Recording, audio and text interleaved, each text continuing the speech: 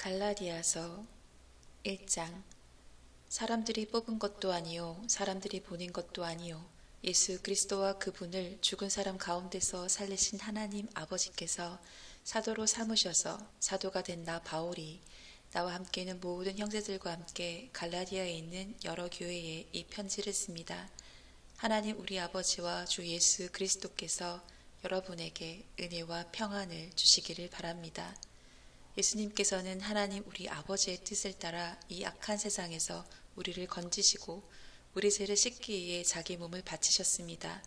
하나님께 영원토록 영광이 있기를 빕니다. 아멘.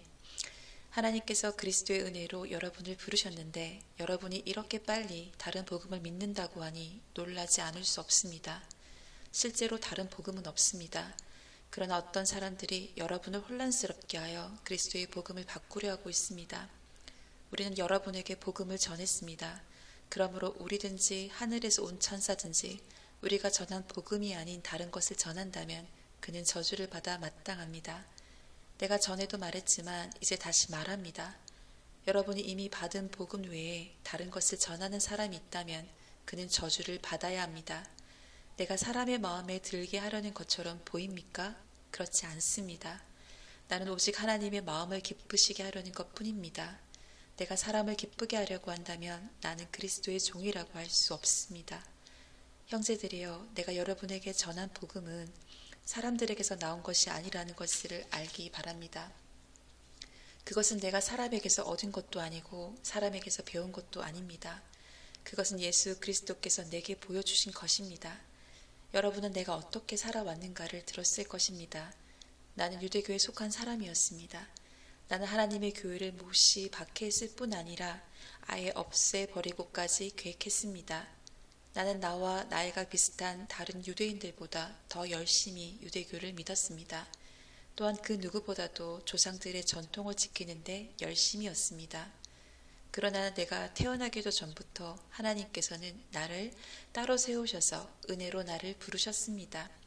그래서 나에게 하나님의 아들에 관한 복음을 이방인에게 전하게 하시려고 하나님께서 그 아들을 내게 보이셨습니다. 하나님께서 나를 부르셨을 때에 나는 어떤 혈육을 통해서도 가르침이나 도움을 받지 않았습니다. 나보다 먼저 사도가 된 사람들을 만나기에 예루살렘으로 올라가지도 않았습니다. 오히려 나는 곧바로 아라비아로 갔다가 다마스커스로 되돌아갔습니다. 3년 뒤에 나는 베드로를 만나려고 예루살렘으로 가서 그와 보름 동안을 함께 지냈습니다.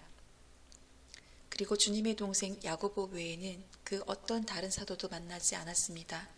내 말이 거짓이 아니라는 것은 하나님께서 아십니다. 그 후에 나는 시리아와 길리기아 지방으로 갔습니다. 유대에 있는 그리스도의 교회들은 나를 한 번도 만나지 못했습니다. 다만 나에 대해서 한때 우리를 박해했던 이 사람이 지금은 박해하던 그 믿음을 전하고 있다는 말만 들었을 뿐입니다. 그래서 이 성도들은 나로 인해서 하나님께 찬양했습니다. 2장.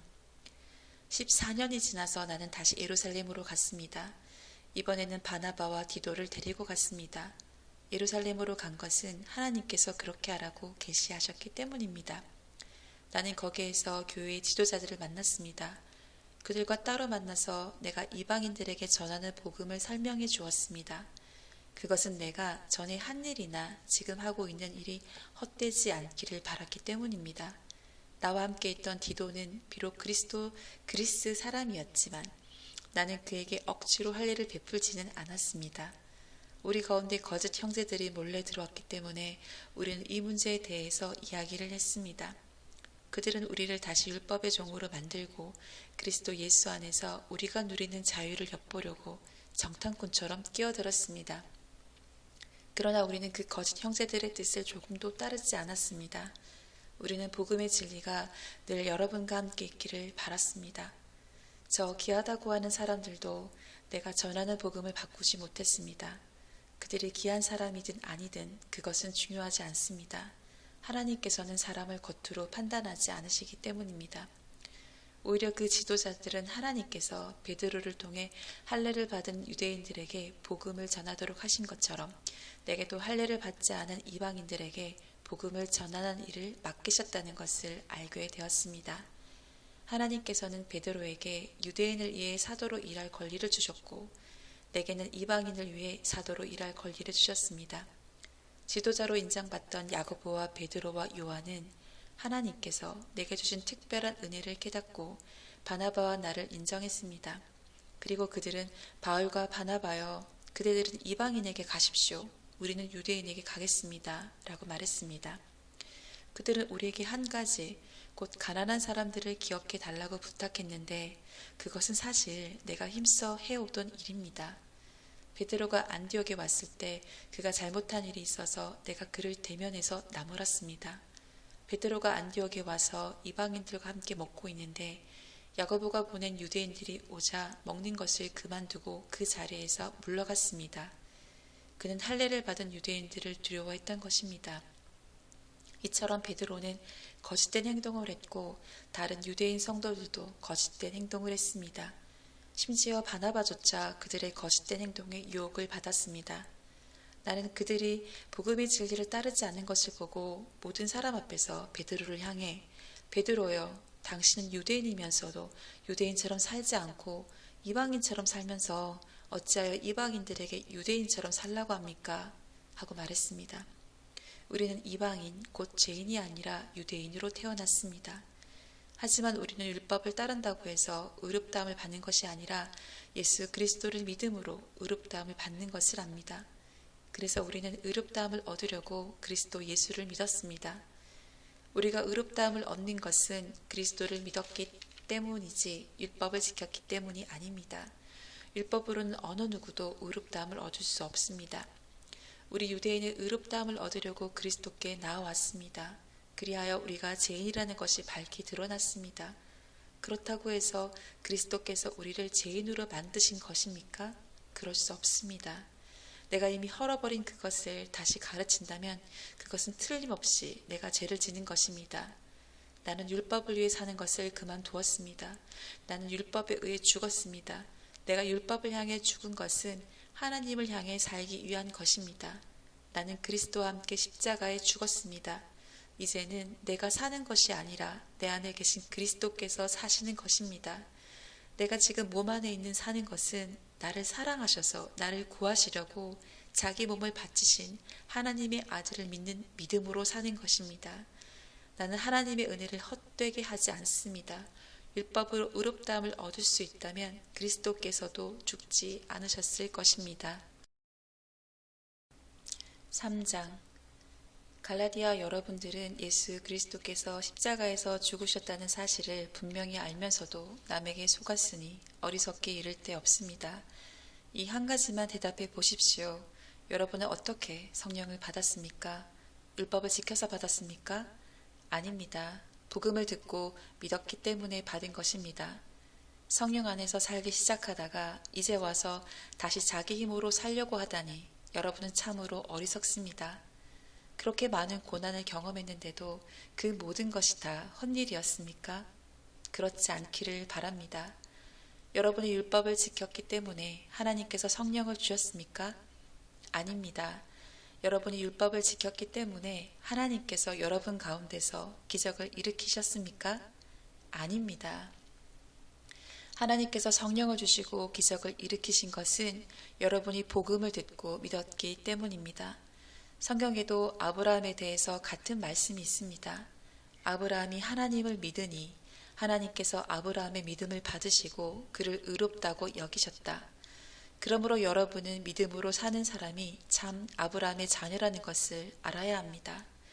또 성경은 장차 일어날 일, 곧 하나님께서 이방인을 믿음으로 의롭게 하여 줄 것을 미리 일러 주었습니다. 이 복음을 먼저 아브라함에게 전했는데 그것은 모든 민족이 너로 말미암아 복을 받을 것이다 라는 성경 말씀과 같은 것입니다. 아브라함이 이를 믿으니 그 믿음 때문에 복을 받았습니다. 누구든지 믿는 사람은 아브라함처럼 복을 받습니다. 그러나 율법을 의지하는 사람은 다 저주를 받습니다. 성경에도 이렇게 적혀 있습니다. 율법책에 적혀 있는 것을 다 지키지 않는 사람은 저주를 받는다. 율법을 통해서는 하나님으로부터 의롭다함을 얻지 못한다는 것이 분명합니다. 성경에 이렇게 적혀 있습니다. 의인은 믿음으로 말미암아 살 것이다. 율법은 믿음에서 생겨난 것이 아닙니다. 율법을 지키는 사람은 율법으로 인해 살 것이다 라는 말씀도 있습니다. 그리스도께서는 율법이 우리에게 씌운 저주를 거두어 가셨습니다. 그리스도께서 우리를 대신해서 저주를 받으셨습니다.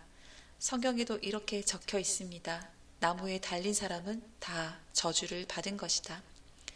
그리스도께서 그렇게 하신 것은 하나님께서 아브라함에게 약속하신 복이 이방인들에게도 미치게 하기 위함입니다. 이 복은 예수 그리스도를 통해 옵니다. 예수님은 우리로 하여금 하나님께서 약속하신 성령을 믿음으로 받게 하기 위해 죽으셨습니다. 형제들이여, 예를 들어서 말하겠습니다. 사람들 사이에서도 약속을 맺으면 아무도 그 약속을 무효로 하거나 어떤 것을 덧붙일 수 없습니다. 하나님은 아브라함과 그 자손에게 약속하셨습니다. 그런데 하나님은 여러 사람을 가리키는 말로 그 자손들이라 하시지 않고 오직 한 사람을 가리키는 말로 내 자손이라고 말씀하셨습니다. 그 한 사람이 바로 그리스도이십니다. 내 말의 뜻은 이렇습니다. 하나님께서 아브라함과 맺으신 언약을 그보다 430년 뒤에 나온 율법이 없앨 수 없다는 것입니다. 만약 우리가 받을 유업이 율법을 통해서 온다면 그것은 약속에서 나온 것이 아닙니다. 하지만 하나님께서는 약속하신 것에 따라 아브라함에게 복을 베풀어 주셨습니다. 그렇다면 율법은 무엇을 위해 있습니까? 율법을 사람에게 주신 것은 하나님께서 약속하신 아브라함의 특별한 자손이 오실 때까지 제가 무엇인지를 밝히기 위해서입니다. 율법은 하나님께서 중보자의 손을 빌어 천사들을 시켜 만든 것입니다. 그러나 중보자는 한편에만 속해 있지 않습니다. 하지만 하나님은 한 분이십니다. 그렇다면 율법은 하나님의 약속과 반대되는 것입니까? 그럴 수 없습니다. 만약 사람에게 생명을 주는 율법이 있었다면 우리는 그 율법을 지킴으로써 의롭다함을 얻었을 것입니다. 성경은 온 세상이 죄에 갇혀 있다는 것을 보여주었습니다. 이는 믿음을 통한 약속을 주시기 위한 것으로 오직 예수 그리스도를 믿는 사람들만 받을 수 있습니다. 이 믿음이 오기 전에는 우리가 율법에 갇혀 있었습니다. 하나님께서 장차 올 믿음의 길을 보여주실 때까지 우리에게는 자유가 없었습니다. 그리스도께서 오시기 전까지는 율법이 우리의 선생이었습니다. 그러나 그리스도께서 오신 뒤에는 우리가 믿음으로 인해 의롭다함을 받을 수 있게 되었습니다. 이제 믿음의 길이 나타났으므로 다시는 우리가 율법에 갇혀 있을 수 없습니다. 여러분은 그리스도 예수를 믿는 믿음을 통해 하나님의 자녀가 되었습니다. 여러분은 모두 세례를 받아 그리스도와 연합하였으며 그리스도로 옷을 삼아 입었습니다. 그리스도 안에서는 유대인이나 그리스인이나 종이나 자유인이나 남자나 여자나 차별이 없습니다.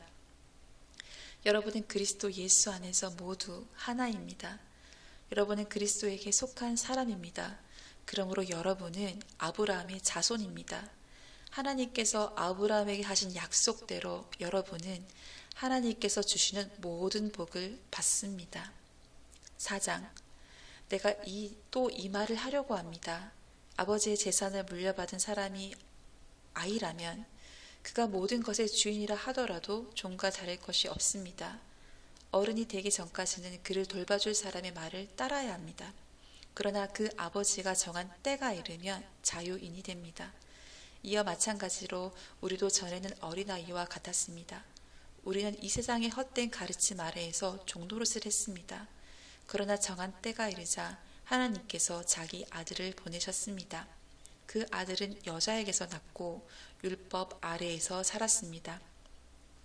그것은 율법 아래에 있는 사람들을 구원하셔서 그들을 자기 자녀로 삼으시기 위해서입니다. 여러분은 하나님의 자녀입니다. 그래서 하나님께서 그 아들의 영을 여러분 마음에 보내주셔서 여러분이 하나님을 아버지, 사랑하는 아버지라 부를 수 있게 하셨습니다. 여러분은 이제 종이 아니라 하나님의 자녀입니다. 여러분이 하나님의 자녀가 되었으므로 하나님께서 여러분에게 유업을 주실 것입니다. 옛적에는 여러분이 하나님을 알지 못하여 사실 신이 아닌 것들에게 종노릇을 했습니다. 그러나 이제는 여러분이 참 하나님을 압니다. 뿐만 아니라 하나님께서 여러분을 아십니다. 그런데 어찌하여 전에 여러분이 따르던 약하고 헛된 가르침으로 다시 돌아가려 합니까? 어찌하여 그런 것들에게 종로를 타려 합니까? 여러분은 아직도 날과 달과 계절과 해를 섬기고 있습니다. 그러니 내가 여러분을 위해 애쓴 것이 헛된 일이 될까봐 두렵습니다. 형제들이여, 내가 여러분과 같이 되었으므로 여러분도 나와 같이 되기를 바랍니다. 이제까지 여러분은 내게 잘해주었습니다. 여러분도 알다시피 내가 여러분에게 처음으로 복음을 전하게 된 것은 내 몸의 병 때문이었습니다. 내 병이 여러분에게는 짐이 되었을 텐데도 여러분은 나를 미워하거나 저버리지 않고 하나님의 천사나 예수 그리스도처럼 맞아주었습니다. 그때에는 여러분에게 기쁨이 가득하더니 지금은 그 기쁨이 어디로 갔습니까? 지금 기억하기로 그때에는 여러분이 할 수만 있다면 여러분의 눈이라도 빼어줄 정도였습니다. 그런데 내가 이제는 진리를 말함으로 여러분과 원수가 되었습니까? 그 사람들이 열심히 여러분을 설득하는 것을 여러분을 위해서가 아니라 우리를 배반하고 그들만을 따르도록 하려는 것입니다. 사람들이 좋은 뜻으로 여러분에게 관심을 보인다면 그것은 내가 여러분을 떠나 있을 때나 여러분과 함께 있을 때나 마찬가지로 좋은 일입니다. 내 자녀들이여, 여러분이 참으로 그리스도와 같이 되기까지 나는 여러분을 위해 다시 아기를 낳는 어머니의 고통을 느낍니다. 내가 지금이라도 여러분을 만나 내 말투를 바꾸었으면 좋겠습니다. 여러분 일에 대해 어떻게 해야 좋을지 모르겠습니다. 여러분 가운데는 모세의 율법 아래에 있으려는 사람이 있습니다. 말해 보십시오. 여러분은 율법이 하는 말을 알지 못합니까? 성경은 아브라함에게 두 아들이 있었는데 한 아들의 어머니는 여종이었고 다른 아들의 어머니는 자유인이었다고 말합니다. 여종에게서 난 아브라함의 아들은 육체를 따라 태어났으나 자유인에게서 난 아들은 하나님의 약속을 따라 태어났습니다. 이것은 비유입니다. 이 여자들은 하나님과 사람이 맺은 두 언약과 같습니다. 한 언약은 하나님께서 시내산에서 정하신 율법입니다. 이 언약 아래에 있는 사람은 종과 같습니다. 하갈이 바로 이 언약과 같습니다. 이 하갈은 아라비아에 있는 시내산과 같으며 지금 이 땅에 있는 예루살렘과 같습니다. 하갈 자신도 종이며 그 후손들도 율법의 메인 종입니다. 그러나 위에 있는 하늘의 예루살렘은 자유스러운 여자와 같습니다. 그는 우리 어머니입니다. 성경에 이렇게 적혀 있습니다. 아기를 낳지 못하는 여자여 기뻐하여라. 아기를 낳는 고통을 느껴보지 못한 여자여 노래하며 외쳐라. 남편이 있는 여자마다 내 자녀가 더 많을 것이다. 형제들이여, 여러분은 이삭과 같이 하나님의 약속을 따라 태어난 하나님의 자녀입니다. 사람의 방법으로 태어난 아들이 성령의 방법으로 태어난 아들을 괴롭혔듯이 지금도 그러합니다. 그러나 성경이 무엇을 말합니까? 여종과 그 아들을 내어 쫓으라. 자유인의 아들은 아버지의 것을 다 물려받으나 여종의 아들은 아무것도 받지 못할 것이다. 그러므로 형제들이여, 우리는 여종의 자녀가 아니라 자유한 여자의 자녀입니다. 5장. 그리스도께서 우리를 해방시키셔서 우리는 자유롭게 되었습니다. 그러므로 굳게 서서 다시는 율법의 종이 되지 마십시오. 나 바울의 말을 들어보십시오. 여러분이 할 일을 받고 율법으로 돌아간다면 그리스도는 여러분에게 아무런 도움이 되지 못합니다. 내가 다시 모든 사람에게 경고합니다. 여러분이 만약 할 일을 받는다면 여러분은 율법 전체를 지켜야 합니다. 여러분이 율법을 지켜서 의롭다함을 얻으려 한다면 여러분은 그리스도에게서 끊어지고 하나님의 은혜에서 멀어지게 됩니다. 그러나 우리는 성령의 도우심을 받아 믿음으로 의롭다 여김을 받는 이 소망을 간절히 기다립니다. 우리가 그리스도 예수 안에 있다면 할례를 받았느냐 받지 않았느냐는 중요하지 않습니다. 중요한 것은 사랑으로 말미암아 나타나는 믿음뿐입니다. 여러분은 지금까지 잘 달려왔습니다. 그런데 누가 여러분을 막아 진리를 따르지 못하게 합니까? 그런 유혹은 여러분을 부르신 분에게서 나오지 않았습니다. 조심하십시오. 적은 누룩이 반죽 모두를 부풀게 합니다. 그러나 나는 여러분이 그런 다른 생각들을 따르지 않을 줄로 믿습니다. 누구든지 여러분을 혼란하게 하는 사람은 심판을 받을 것입니다. 형제들이여, 나는 할례를 받아야 한다고 가르치지 않습니다. 내가 할례를 가르친다면 어째서 아직도 박해를 받겠습니까? 내가 지금까지 할례를 가르쳤다면 십자가를 전하는 어려움도 사라졌을 것입니다. 여러분을 어지럽히는 사람들은 차라리 스스로 고자가 되어 버리는 것이 좋겠습니다. 형제들이여, 하나님께서 여러분을 부르셔서 자유인이 되게 하셨습니다. 그러나 그 자유를 육체의 욕망을 채우는 기회로 삼지 말고 사랑으로 서로 섬기십시오. 모든 율법은 내 이웃을 내 몸과 같이 사랑하여라 하신 한 계명 속에 다 들어 있습니다. 여러분이 서로 해치고 헐뜯는다면 양쪽 다 멸망할 테니 조심하십시오. 그러므로 내가 말합니다. 성령을 따라 사십시오. 그러면 육체의 욕망을 따라 살지 않게 될 것입니다. 육체의 욕망은 성령을 거스리고 성령이 바라시는 것은 육체의 욕망을 거스립니다. 이 둘은 서로 반대되는 것이므로 여러분의 욕망대로 살 수 없게 합니다. 성령께서 이끄시는 대로 살면 여러분은 율법 아래에 있지 않게 됩니다. 육체가 하는 일은 분명합니다. 곧 음행과 더러움과 음란과 우상 섬기기와 마술과 미움과 다툼과 질투와 하내기와 이기심과 편가르기와 분열과 시기와 술 취하기와 흥청거리는 잔치와 같은 것들입니다. 전에도 경고했지만 이제 다시 경고합니다. 이런 일을 하는 사람은 하나님의 나라에 들어가지 못합니다. 그러나 성령의 열매는 사랑과 기쁨과 평화와 오래 참음과 자비와 착함과 성실과 온유와 절제입니다. 이런 것들을 금지할 율법이 없습니다. 그리스도 예수께 속한 사람은 자기 육체를 정욕과 욕망과 함께 십자가에 못 박았습니다. 우리가 성령으로 새 생명을 얻었으므로 성령을 따라 살아야 합니다. 그리고 교만하지 말고 서로 다투거나 시기하지 말아야 합니다.